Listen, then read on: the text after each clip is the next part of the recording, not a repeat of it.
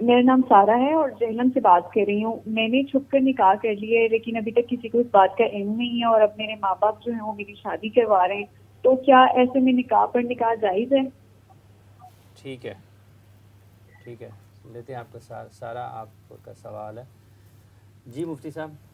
بسم اللہ الرحمن الرحیم. دیکھیں جہاں تک نکاح کا تعلق ہے اس کے بارے میں نا واضح طور پر حدیث مبارکہ موجود ہے جس کو امام ترمذی نے بھی روایت فرمایا اور پورا باب اس پہ قائم فرمایا. حضور نبی کریم صلی اللہ علیہ وآلہ وسلم کا فرمان ذی وقار ہے جس کا مفہوم ہے ثلاثن جدہن جد وہزلہن جد، کہ تین چیزیں ایسی ہیں کہ جو مذاق میں ہوں یا کہ جس طرح بھی ہوں وہ نافذ ہو جاتی ہیں.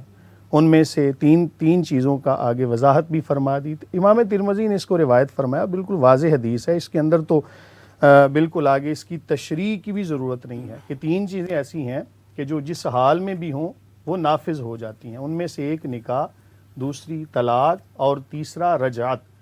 تو جب یہ فرمان رسول صلی اللہ علیہ وآلہ وسلم ہمارے سامنے ہو تو پھر ہمیں چاہیے کہ ہم اسی کو پیش نظر رکھیں، کیونکہ رسول اللہ صلی اللہ علیہ وآلہ وسلم ہی قرآن کی بہترین تفسیر کو بیان فرماتے ہیں اور اسی پر عمل کرنے میں عافیت ہے.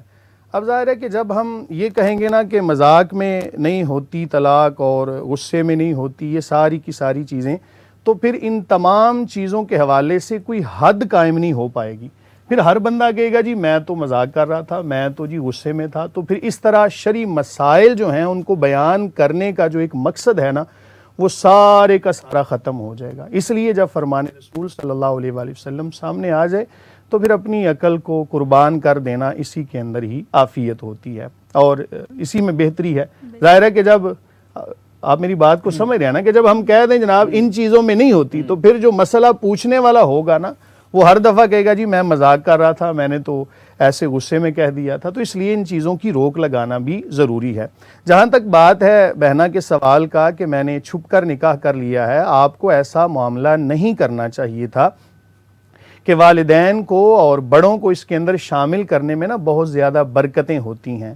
اور ظاہر ہے کہ جب آپ کے والد صاحب نے آپ کے سر پہ ہاتھ نہیں رکھا، آپ کے بڑے اس کے اندر شامل نہیں تھے، تو آپ خود ذرا اپنے آپ سے بہنا سوال کریں کہ کیا آپ کو آپ کا ضمیر اس بات پہ کبھی ملامت نہیں کرتا کہ آپ نے چھپ کے جو نکاح کیا تھا وہ کیوں کیا تھا؟ بہرحال اب تو ہو گیا، چونکہ یہ حدیث آ گئی، نکاح تو نافذ ہو جائے گا. اب جہاں تک تعلق ہے جی آپ کا نکاح آگے کرنا چاہ رہے ہیں تو دوسرا نکاح پیاری بہنا نافذ نہیں ہوگا. جب آپ پہلے کسی کے نکاح میں ہیں تو آپ نے شروع سے ہی بنیاد ہی غلط رکھ لی. اب آپ کو چاہیے یہ کہ اپنے والدین کو بتائیں اور اللہ تعالیٰ سے بھی معافی مانگیں کہ مولا کریم میں نے یہ جو معاملہ کیا ہے مجھے یہ بالکل ظاہر کرنا چاہیے تھا. بلکہ حضرت امام مالک علیہ رحمہ تو یہاں تک فرماتے ہیں کہ نکاح کا اعلان کرو، تو اعلان ہونا چاہیے. اب وہ اعلان جو ہوتا ہے نا اس کے اندر بھی بڑی حکمتیں ہیں کہ جب ایک لڑکا اور ایک لڑکی کے بارے میں پورے معاشرے کے اندر اعلان کیا جاتا ہے کہ ان دونوں کا آپس میں نکاح ہو چکا ہے، اب کبھی زندگی میں یہ علیحدگی میں بیٹھے ہوں یا سفر کر رہے ہوں یا کسی جگہ پر بھی کھانا کھا رہے ہوں اکٹھے، تو کوئی بندہ ان کے حوالے سے بدگمانی نہ کرے کہ بھائی ان کا نکاح ہو چکا ہے. چھپ کے نکاح کیا، اگر گواہوں کی موجودگی میں ایجاب و قبول پایا گیا، نکاح تو نافذ ہو جائے گا حضور نبی کریم صلی اللہ علیہ وآلہ وسلم کی اس حدیث کے پیش نظر. لیکن آپ نے معاملہ غلط کیا. اب یہاں پر اس حدیث کو بھی پیش نظر رکھنا چاہیے. حضور نبی کریم صلی اللہ علیہ وآلہ وسلم نے فرمایا کہ جس خاتون نے ولی کی اجازت کے بغیر نکاح کیا اس کا نکاح باطل ہے. اب گو کہ علماء نے آگے اس کی مختلف روایات کو مد نظر رکھتے ہوئے اس کی تشریح اور توضیح بیان کی ہے کہ وہ اگر غیر کف میں نکاح کر لے کسی ایسی جگہ تو پھر اس کا نکاح باطل ہے. تاہم آپ اس بات پہ نا اپنے والدین سے معافی مانگیں اور آپ کا پہلا نکاح باقی ہے، دوسرا نکاح کریں گی وہ نافذ ہی نہیں ہوگا، کیونکہ قرآن کہتا ہے والمحصنات من النساء کہ جو شوہر والیاں ہیں وہ باقی تمام مردوں کے اوپر حرام ہیں. تو آپ جب ایک شوہر کے نکاح کے اندر ہیں، اس کے نکاح میں ہوتے ہوئے آپ آگے نکاح کریں گی تو دوسرا نکاح نافذ ہی نہیں ہوگا. واللہ تعالی عالم بالصواب. خان صاحب آپ تو ماشاءاللہ ایم پی اے بھی ہیں، یہ جو یہاں پر مذہبی گفتگو ہو رہی ہے یہ بہت خالصتاً قانونی بھی ہے.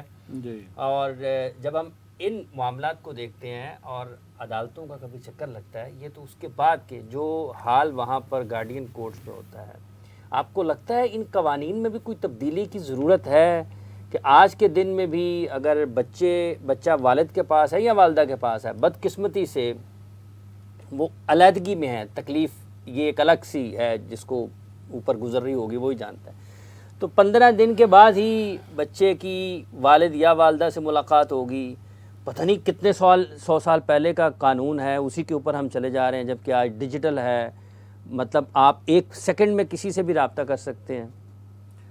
بسم اللہ الرحمن الرحیم۔ میں جی آپ کو بتاتا چلوں کہ میں 10 سال جج بھی رہا ہوں، ایم پی اے بننے سے پہلے میں جج تھا، تو میں ان سارے پروسیس سے گزرا ہوا ہوں ذاتی طور پر بھی، اور ویسے بھی میں لائر بھی ہوں اور قانون کو اس حوالے سے سمجھتا بھی ہوں۔ میں تو ذاتی طور پر اس بات کا قائل ہوں کہ ہر معاملے میں آسانی پیدا کرنی چاہیے۔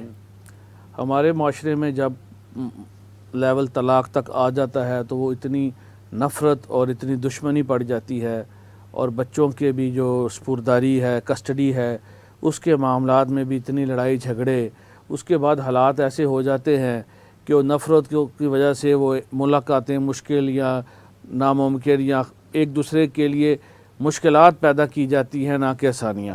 ٹھیک ہے، تو میں سمجھتا ہوں کہ اس میں قانون بھی آسان بنانا چاہیے، اور اس میں ماں باپ کو بھی چاہیے کہ اگر وہ اچھے طریقے سے نہیں رہ سکتے اور وہ علیحدہ ہو چکے ہیں تو کم از کم بچوں کی زندگی اور بچوں کا مستقبل کا خیال کرتے ہوئے اپنے رویے اچھے رکھیں اور بچوں پہ برا اثر نہ آنے دیں، اور ان کو ملنے دیں اپنے ماں باپ سے۔ اگر وہ باپ کے پاس ہے تو وہ ماں کو ملنے دے، اور اگر ماں کے پاس ہے اور بچوں کو باپ کے پاس، تاکہ ان کو ماں باپ کی تربیت یا ان کی شفقت سے محروم نہ کیا جا سکے۔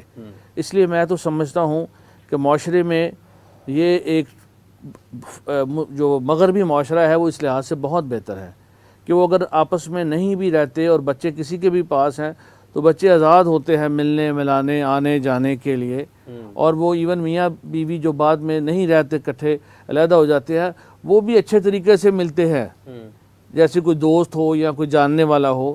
یہاں پہ تو چھریاں چاقو اور بڑے بڑے لیول تک لوگ چلے جاتے ہیں۔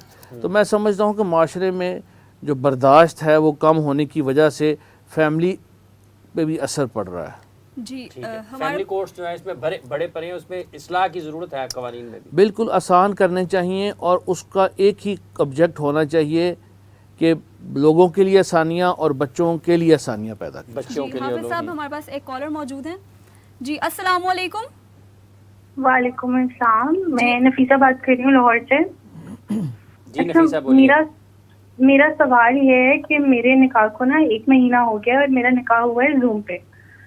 اچھا، تو اس میں یہ ہے کہ میری طرف سے تو 3 گواہ تھے، لیکن میرے شوہر کی طرف سے گواہ نہیں تھے۔ تو میرا سوال یہ ہے کہ اسلام میں کیا دونوں طرف سے گواہ ہونا ضروری ہے یا ایک طرفہ گواہ بھی چل جاتے ہیں؟ ٹھیک ہے آپ کا نفیسہ بہت بہت شکریہ۔ علامہ صاحب 2 سوالات ہیں، پہلے اس کا جواب دے دیں پھر ہم اگلے کی طرف بڑھتے ہیں کہ نکاح ہوا ہے، خاتون کا یہ ماننا ہے کہ ان کی طرف سے گواہ تھے لیکن ان کے جو شوہر ہیں ان کی طرف سے نہیں تھے، اور یہ نکاح زوم پر ہوا ہے۔ پہلے بار بھی 1-2 بات کر دوں میں، کریں ضرور کریں، جو بچوں کے بارے میں جی ضرور بتائیے، کیونکہ اس کی ضرورت ہے۔ بالکل۔ اصل ہم مولویوں کے پیچھے لگ گئے، میں خود مولوی ہوں، قرآن کو چھوڑ دیا ہے۔ قرآن ہمیں سورہ نساء اسی چیز کے لیے ہے۔